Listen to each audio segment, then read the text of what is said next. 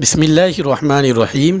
سامعین کرام، آج ہم آپ کی خدمت میں عید الفطر کی نماز پڑھانے کا طریقہ کیا ہے یہ بیان کریں گے۔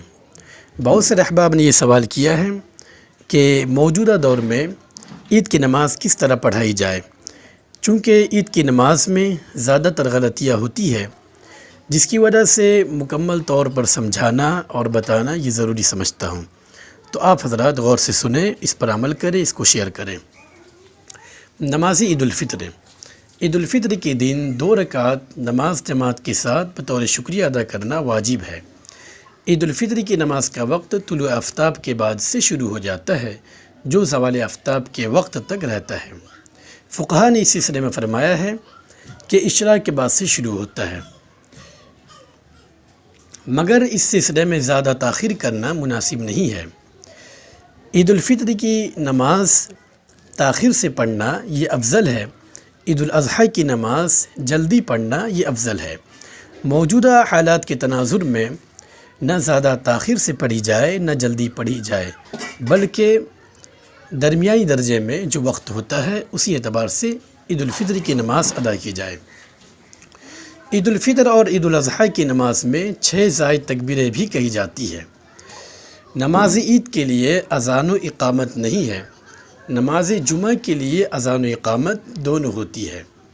عید الفطر اور عید الاضحیٰ کی نمازوں کے لیے اذان اور اقامت دونوں نہیں ہوتی ہے۔ اس سلسلے میں روایت ملاحظہ فرمائے۔ حضرت جابر بن سمورہ رضی اللہ عنہ فرماتے ہیں کہ میں نے نماز عیدین حضور اکرم صلی اللہ علیہ وسلم کے پیچھے بار بار پڑھی ہے، مگر اذان اور اقامت کے بغیر۔ یہ مسلم شریف کی روایت ہے۔ اس سلسلے میں ترمذی شریف کی ایک روایت ملاحظہ فرمائے۔ عن جابر بن سمورۃ رضی اللہ تعالی عنہ قال صلیت مع النبی صلی اللہ علیہ وسلم العیدین غیر مرۃ ولا مرتین بغیر اذان ولا اقامہ۔ ترمذی شریف حدیث نمبر 532۔ نماز جمعہ کے لیے جو شرائط ہے وہی عیدین کی نماز کے لیے بھی ہے، یعنی جن پر نماز جمعہ ہے انہی پر نماز عیدین بھی ہے۔ جہاں نماز جمعہ جائز ہے وہیں نماز عیدین بھی جائز ہے۔ جس طرح جگہ جگہ نماز جمعہ ادا کیا جا سکتا ہے، اسی طرح ایک ہی شہر میں مختلف جگہوں بلکہ لاک ڈاؤن جیسے حالات میں گھروں میں بھی نماز عیدین ادا کر سکتے ہیں۔ اب نماز عیدین کا طریقہ یہ ملاحظہ فرمائیں۔ سب سے پہلے نماز کی نیت کریں۔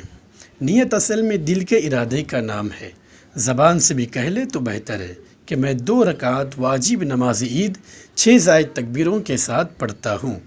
پھر اللہ اکبر کہہ کر ہاتھ باندھ لے اور سبحانک اللہم یعنی ثنا پڑھے۔ اس کے بعد تکبیر تحریمہ کی طرح دونوں ہاتھ کانوں تک اٹھاتے ہوئے 3 مرتبہ اللہ اکبر کہیں۔ 2 تکبیروں کے بعد ہاتھ چھوڑ دے اور تیسری تکبیر کے بعد ہاتھ باندھ لے۔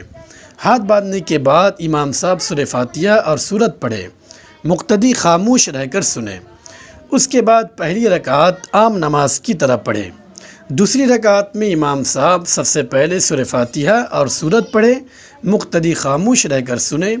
دوسری رکعت میں سورت پڑھنے کے بعد دونوں ہاتھ کانوں تک اٹھا کر 3 مرتبہ تکبیر کہے، پھر اللہ اکبر کہہ کر رکوع کرے اور باقی نماز عام نماز کی طرح مکمل کریں۔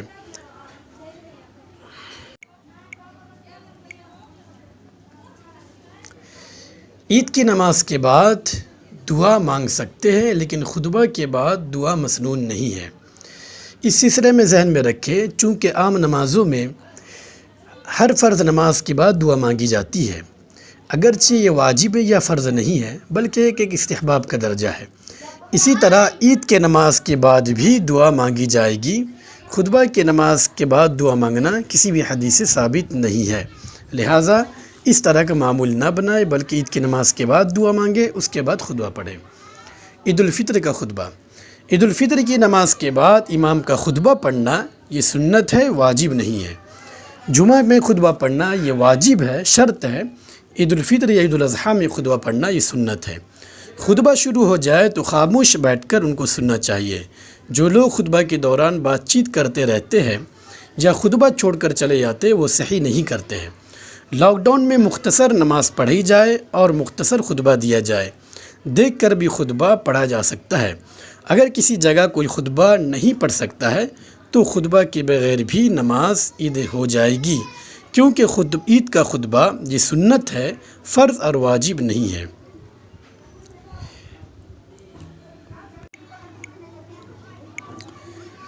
عید الفطر کی نماز کا طریقہ مکمل بیان کرنے کے بعد دو مسئلہ خاص طور پر بیان کر رہا ہوں، وہ ضرور سنیں۔ عیدین اور جمعہ میں سجدہ سہو کا حکم ہے۔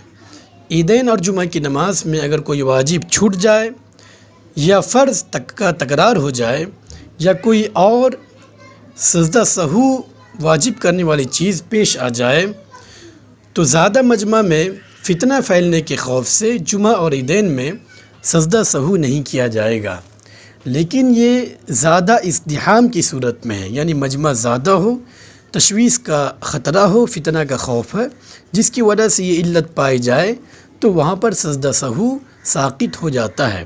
لیکن اگر یہ مسئلہ نہیں ہے، یعنی چونکہ مسجدوں میں 3 یا 4 لوگ ابھی نماز پڑھتے ہیں، تو اس صورت میں کثرت ازدحام کا یہ مسئلہ پیش نہیں آتا اور یہ علت پائی نہیں جاتی، جس کی وجہ سے موجودہ دور میں جو 5 لوگ نماز ادا کر رہے ہیں، اگر کوئی واجب چھوٹ جائے، 6 سائد تکبیر ہو یا کوئی اور واجب، تو اس صورت میں سجدہ سہو کرنا ضروری ہوگا۔